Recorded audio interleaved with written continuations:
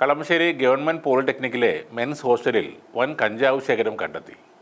പോലീസിൻ്റെ മിന്നൽ പരിശോധനയിൽ 2 കിലോഗ്രാം കഞ്ചാവ് പിടിച്ചെടുത്തു. 3 വിദ്യാർത്ഥികൾ അറസ്റ്റിലായി. ഇവരുടെ കൂട്ടാളികൾ ഓടി രക്ഷപ്പെടുകയും ചെയ്തു. ഹരിപ്പാട് സ്വദേശി ആദിത്യൻ, കരുനാഗപ്പള്ളി സ്വദേശി അഭിരാജ് എന്നിവർക്കെതിരെയാണ് പോലീസ് കേസെടുത്തത്.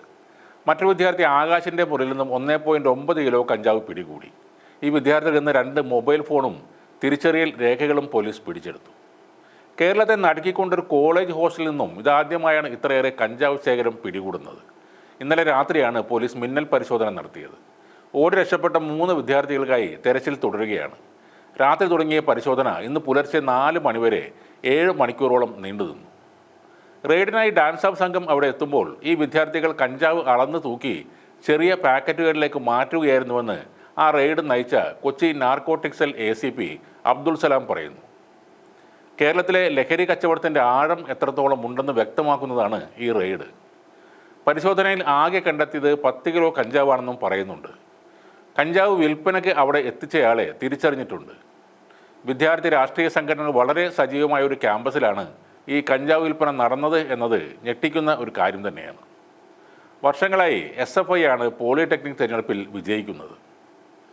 കൊച്ചിയിലെ കഞ്ചാവ് വിൽപ്പനക്കാർ ക്യാമ്പസുകളെയും സുരക്ഷിത കേന്ദ്രമാക്കുന്നു എന്ന സത്യമാണ് ഈ റെയ്ഡോടെ പുറത്തു വരുന്നത്.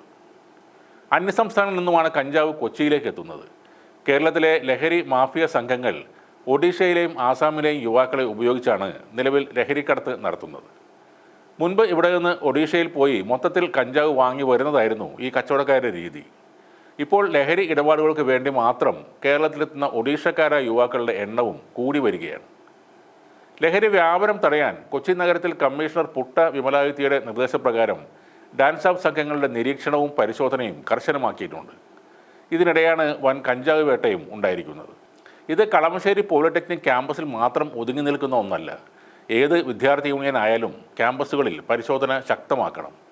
അതിനെ രാഷ്ട്രീയം നോക്കേണ്ട ആവശ്യമില്ല. പോസ്റ്ററുകൾ അടിച്ചതുകൊണ്ട് മാത്രം യുവജന സംഘടനകളുടെ ഉത്തരവാദിത്വം അവസാനിക്കുന്നില്ല. ലഹരിക്കടത്തിൽ ഉൾപ്പെട്ടിട്ടുള്ള രാഷ്ട്രീയ നേതാക്കളെയും ഒറ്റപ്പെടുത്തണം. കേരളത്തിൽ രാഷ്ട്രീയക്കാരുടെ പിൻബലമില്ലാതെ കഞ്ചാവ് എന്നല്ല ഒരു വിധത്തിലുള്ള ലഹരി മാഫിയയും പച്ച പിടിക്കില്ല. അത് ഭരണപക്ഷത്തിനും പ്രതിപക്ഷത്തിനും നന്നായി അറിയാവുന്ന കാര്യം തന്നെയാണ്. തങ്ങൾക്ക് വേണ്ടപ്പെട്ടവർ കുടുങ്ങുമല്ലോ എന്ന ഭയത്തിലാവണം ഇപ്പോഴും ഈ ലഹരി വേട്ട മെല്ലെപ്പോക്ക് നയം സ്വീകരിക്കുന്നത്.